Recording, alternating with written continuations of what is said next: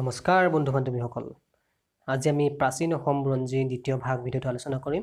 এইটো আমাৰ টাইমছ মহাবাহুৰ এটা সামান্য প্ৰচেষ্টা আপোনালোকে জনাব আপোনালোকৰ দিহা পৰামৰ্শ সদায় কামনা কৰোঁ আমি ভিডিঅ'ৰ শেষত গৈ আপোনালোকে জনাব কেনেকুৱা পাইছে আমাৰ ভুল ত্ৰুটিসমূহ যদি থাকে কিবা জনাব আমি অনাগত ভিডিঅ'সমূহত শুধৰণি কৰিবলৈ চেষ্টা কৰিম আৰু আমি ইয়াৰ যিটো আগৰ ভিডিঅ' প্ৰাচীন অসমৰ ভাগ প্ৰথম ভাগটো যিটো হেতুৰ ডেসক্ৰিপশনত আমি লিংক দি দিছো যদি চোৱা নাই চাব আমি তেতিয়া ইংৰাজীত দিছিলো প্ৰশ্ন কিছুমান ইংৰাজী আৰু অসমীয়া দুটাতে দিছিলো কিন্তু এটো আমি সম্পূৰ্ণ অসমীয়াত দিছো কেবাজনো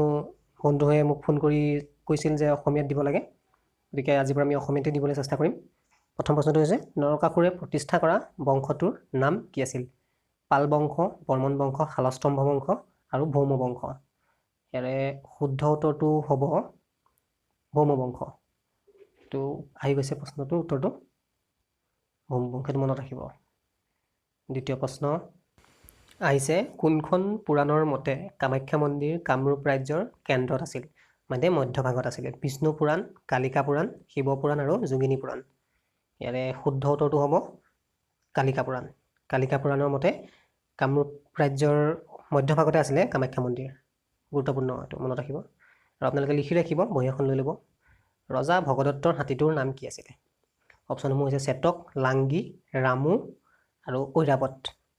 কোনটো শুদ্ধ হ'ব যেন লাগিছে বাৰু কমেন্ট কৰিবচোন ইয়াৰে শুদ্ধ উত্তৰটো হ'ব ঐৰাবত ৰজা ভগদত্তৰ হাতী আছিল এটো খুব মৰমৰ হাতী আছিল ঐৰাবত আছিল 4 নম্বৰ প্ৰশ্নটো প্ৰাচীন অসমৰ কুণ্ডিল নগৰত কোনে কুণ্ডিল নৈ খন্দুৱাইছিল বানাসুৰ ভীষ্মক নৰকাসুৰ আৰু ভগদত্ত ইয়াৰ কুণ্ডিল নগৰ আছিল হদিয়াত আৰু ইয়াতে কুণ্ডিল নৈ আছিল তাতে কোনে খন্দুৱাইছিল ভীষ্মক ৰজা তেওঁ কুণ্ডিল নগৰৰ ৰজা আছিল 5 নম্বৰ প্ৰশ্নটো শোণিতপুৰৰ বান ৰজা কাৰ পুত্ৰ আছিল বালি প্ৰহ্লাদ হিৰণ্যক আৰু ভীষ্মক অপচনসমূহ এইটা আছিল বালি প্ৰহ্লাদ হিৰণ্যক আৰু ভীষ্মক শুদ্ধ উত্তৰটো হ'ব বালিৰ পুত্ৰ আছিল শোণিতপুৰৰ বান ৰজা বানাসুৰ বুলি কোৱা হয় তেখেতক ষষ্ঠ প্ৰশ্নটো প্ৰাচীন অসমৰ নগৰ বেংমৰা বৰ্তমান কোন ঠাইত অৱস্থিত ডিফু হদিয়া তিনিচুকীয়া আৰু ডিব্ৰুগড়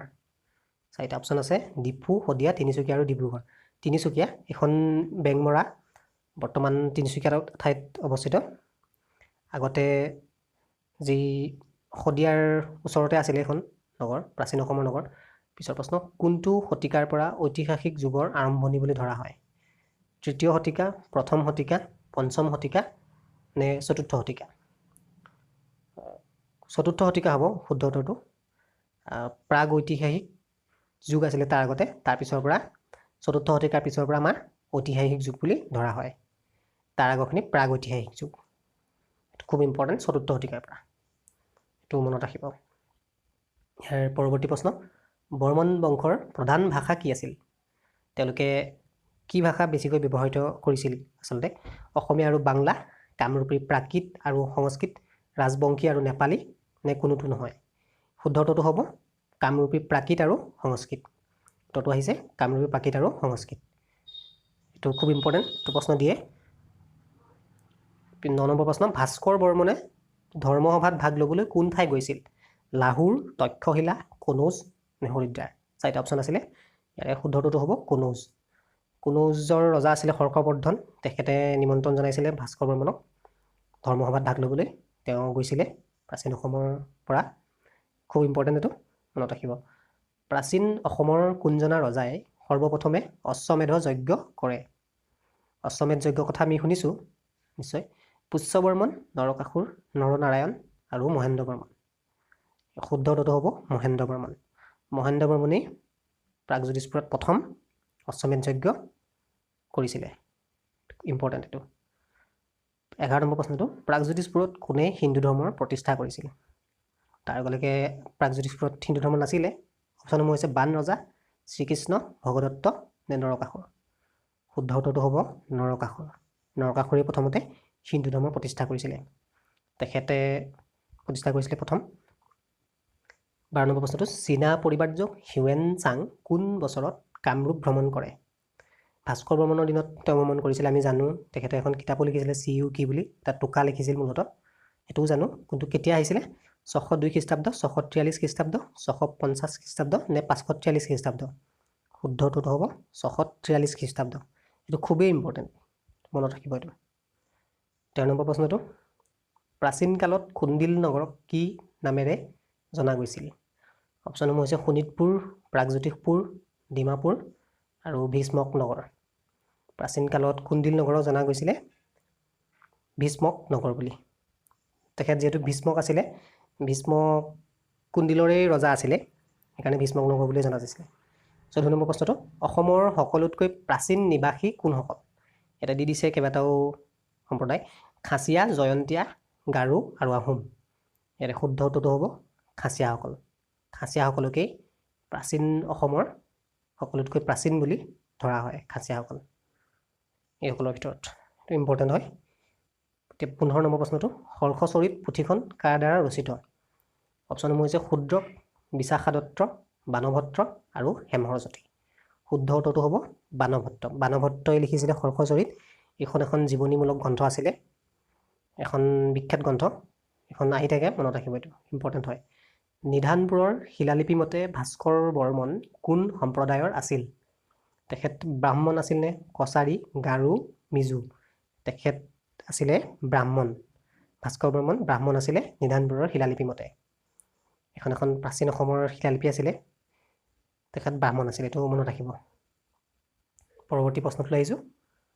এতিয়ালৈকে উদ্ধাৰ হোৱা অসমৰ আটাইতকৈ পুৰণি শিলালিপি কোনখন নিধানপুৰৰ শিলালিপি বৰগংগা শিলালিপি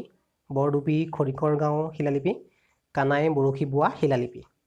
শুদ্ধ উত্তৰটো হ'ব বৰডুবি খনিকৰ গাঁও শিলালিপি এইখনেই এতিয়ালৈকে উদ্ধাৰ হোৱা অসমৰ আটাইতকৈ পুৰণি শিলালিপি এখন গোলাঘাট জিলাত আছে বৰডুবি খনিকৰ গাঁও এটো গুৰুত্বপূৰ্ণ খুব কুৰুক্ষেত্ৰৰ যুদ্ধত কামৰূপৰ ৰজা ভগদত্তক কাৰ পক্ষ লয় কৌৰৱ অৰ্জুন পাণ্ডৱ আৰু কোনোটোৱে নহয় ইয়াৰ শুদ্ধ উত্তৰটো হ'ব কৌৰৱৰ পক্ষ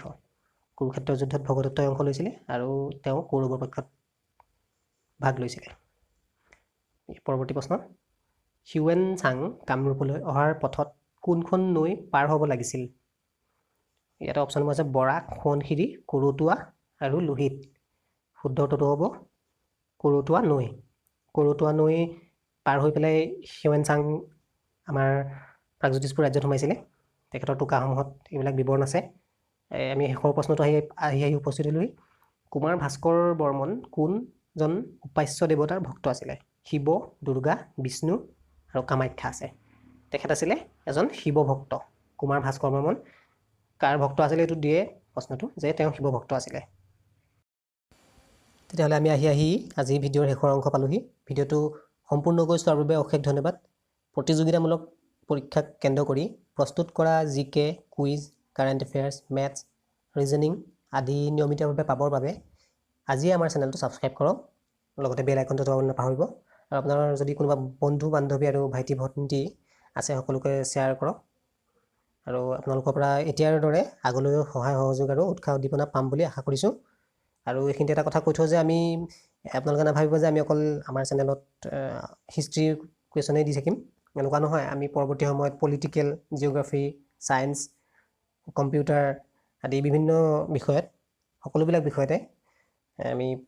প্ৰশ্ন দিবলৈ চেষ্টা কৰিম গতিকে চাই থাকিব টাইমছ মহাবাহু ধন্যবাদ